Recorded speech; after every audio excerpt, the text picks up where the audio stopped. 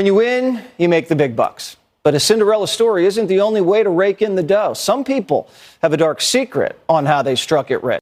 Our videos focus on animal rescue stories. Watch it to the end and find out how the story ends. Subscribe to the channel so you don't miss new stories.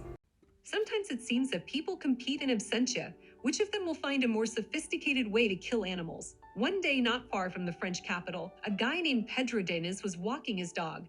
They walked in the forest not far from a small hill. Suddenly, the young man looked up at the hill and froze.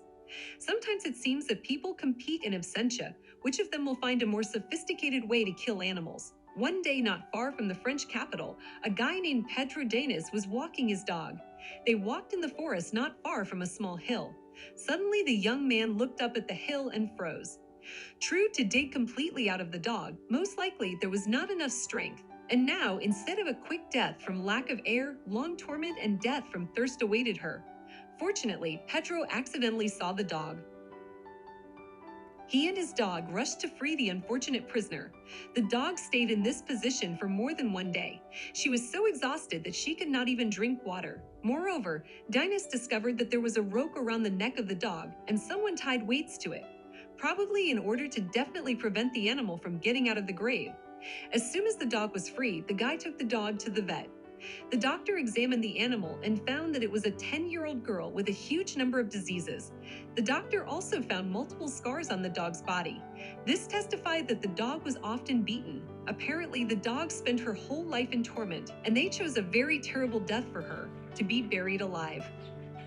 Another find of the veterinarian was also striking.